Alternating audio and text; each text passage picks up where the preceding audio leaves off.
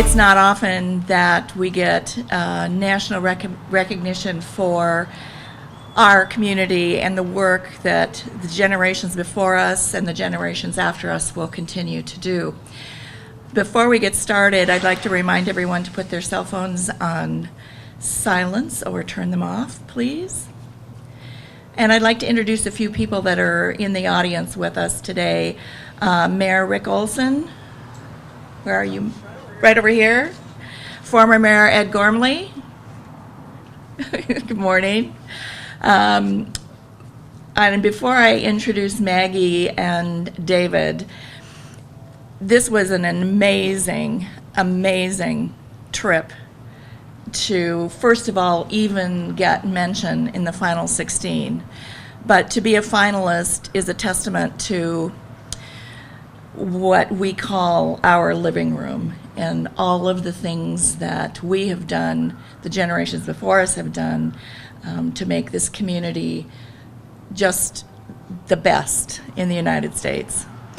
I'd like to introduce now Maggie Murphy, who is the editor of Parade magazine, and David Barber, who is the executive vice president of media relations of Parade. If they could come forward and say a few words.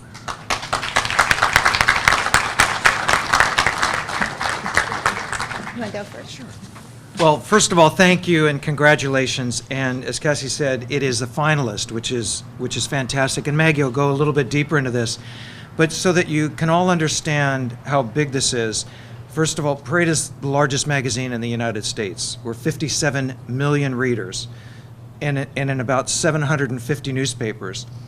And when you can understand that thousands of readers nominating thousands of towns, and it comes down to the 16 cut, then to the cut of 2, that's really awesome. So, you know, Maggie and I are both out of New York.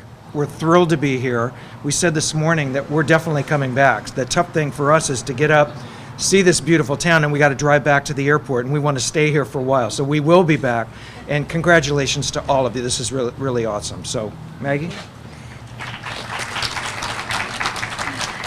Thanks, everyone. I really feel at home in this living room, and I just want to thank our mayors, current and past, and Candace, and all of the lovely folks who joined us last night. I shared a little bit about how this process came about, and I'll just do that quickly again, which was last fall I was with my colleague here at a newspaper convention. We were talking about downtowns, and it just seemed like that was something that was so Parade that we should celebrate small towns. That's part of our mission statement. We celebrate small and big towns and all of the glory of food and life that happens there.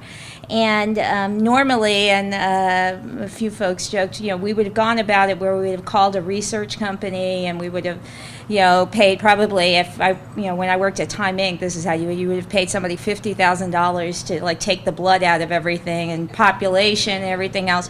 But thanks to social media, we were able to do this in a very different way, which was we just did a simple call out one March month and said, we want Parade readers to tell us what are their favorite downtowns and main streets. And we got thousands of replies, thousands, within a matter of 24 hours. And it was suddenly like, oh my gosh, we actually have to do this. So we worked with the National Register of Historic Main Streets and Downtowns. They gave us some guidelines.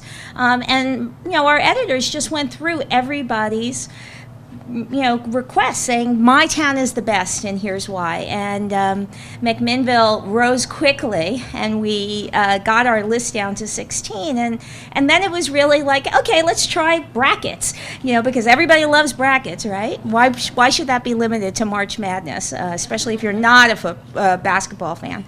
And that's, I think, when this really sort of took off for you guys, for us, because what we realized is that people love sharing what makes their town special, and people did for a very good period of time. And as Candace mentioned and others have mentioned, you know, I have family in Corvallis, so I've been coming to I-5 and driving down for probably about a decade, and I didn't realize what I was missing. So I was voting rooting. And so you guys are a finalist. You're not second place, a finalist. We're really, really proud of the efforts that you undertook, and to hear last night the history of what was built here and how it is such an amazing role model. I go to towns, as Dave does, all across this country. It takes work, it takes community, it takes connectiveness, it takes generations, it takes cute dogs and families, and so it's really, it feels special, and you should be so thrilled about what you've built here. I know you are. Dave and I were lamenting how, gosh, we have to come back, and we will. And I just want to thank you for making us feel so at home in this wonderful living room. What a wonderful place, and I hope that this recognition brings you more good fortune and great traffic and all of the things. Be proud. Thank you for letting us name you this. And I guess with that, I want to present our trophy, our plaque. Congratulations to McMinnville, Oregon finalist, America's Best Main Street 2014, to Mayor Olson. Congratulations. Thank you. And I'll give you this. And do we do one of these, like just like at the Emmys last night?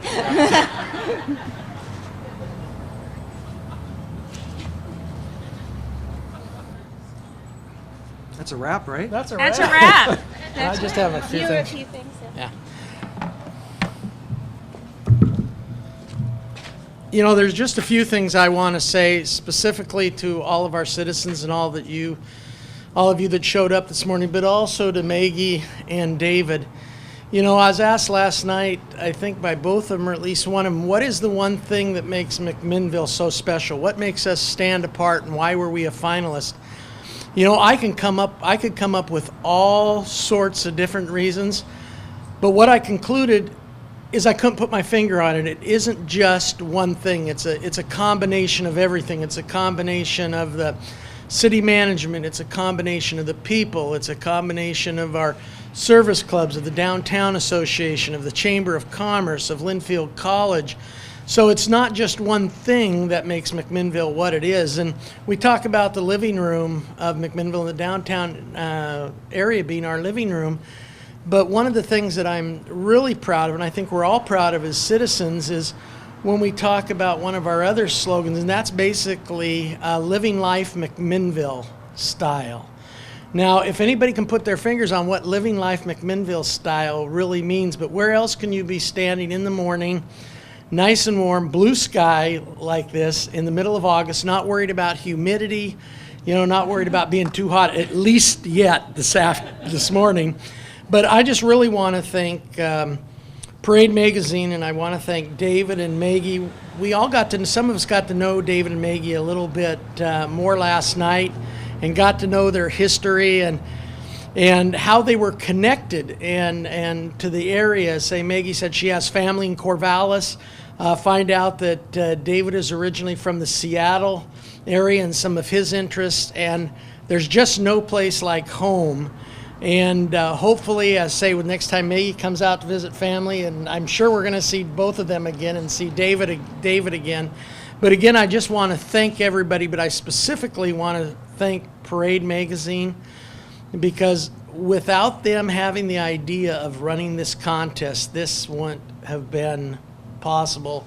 And if you can just imagine a distribution of 57 million and what that's going to mean to our economy, to our lifestyle, to the people that come and visit McMinnville, but most importantly, the people that may, because of that article, in the future may end up relocating to McMinnville and becoming part of our community. So that being said, again, I'll turn it back over to Cassie, but I want to thank you, David, and I want to thank Maggie, and it's greatly appreciated, and we hope to see you back soon. So Cassie. I would also like to thank Nathan Nottingham, who is the president and CEO of our chamber, who also worked with David and Maggie and did part of the coordination, and was able to join us last night for dinner as well. We have refreshments in the Civic Hall if you can stay and visit, and have a fantastic McMinnville Day. Thank you all for coming.